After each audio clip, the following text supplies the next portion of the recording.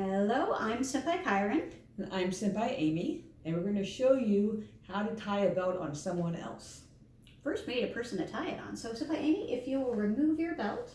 Us. So, what Senpai Amy is demonstrating right now is how to show respect for your belt. So, your belt is something in karate traditions that we treat with respect because we've been putting our training energy and our dedication into it. In fact, it's a tradition to not wash our karate belts.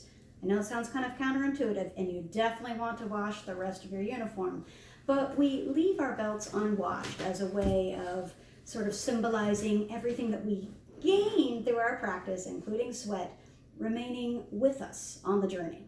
In fact, that's where the black belts came from. They started out white, eventually they turned black.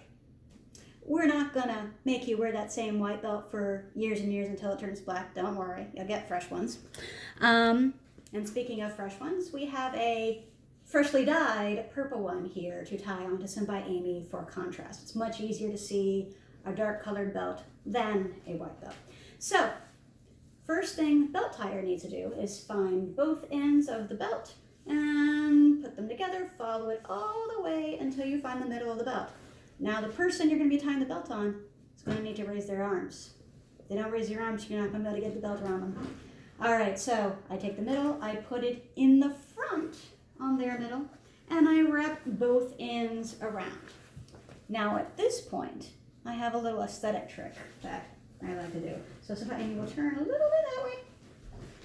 On the right-hand side, I like to take this and tuck it slightly under the belt so that if she continues turning in the same direction, we have one solid line across the back. Otherwise, you get a little bit of a crisscross. It's not a bad thing. This is just an aesthetic choice that I like. So if you think of it, go ahead and tuck that right side under. Now, at this point, you might be adjusting the lengths of these. You might be pulling a little bit to and from. Left side is going to go over, under both sides of the belt. 2 layers of belt and all the way through. So now, pull tight. You have one hanging down and you have one sort of sticking up. This is a good place to be. You're almost done. The last bit, the part that's hanging down, flips over to create a little loop that the other side of the belt can go through.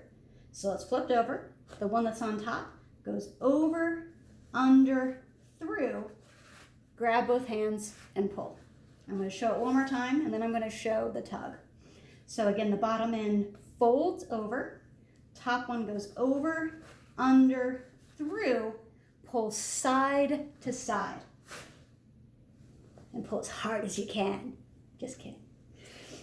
If you pulled it hard enough, if somebody comes a little closer, you get this cute little fortune cookie kind of design. Now with brand new belts, they may stick out a bit or they may flop down a bit. With time, over time, as you start to wear it and sweat in it a bit, they will start to weigh down naturally on their own until you have something more like this one, where it's a little bit more weighted, it's a little more floppy.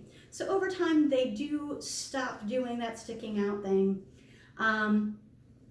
Big thing is pull as hard as you can side to side at the end of that last knot. Easiest way if you're doing it on yourself is to grab fingers over on both sides, pull out, pull straight out. Same thing if you're grabbing for someone else, pull, grab, pull straight out. So that's all we have for tying a belt on someone else. Please reach out if you have any questions, and we look forward to seeing you soon. Take care. Bye.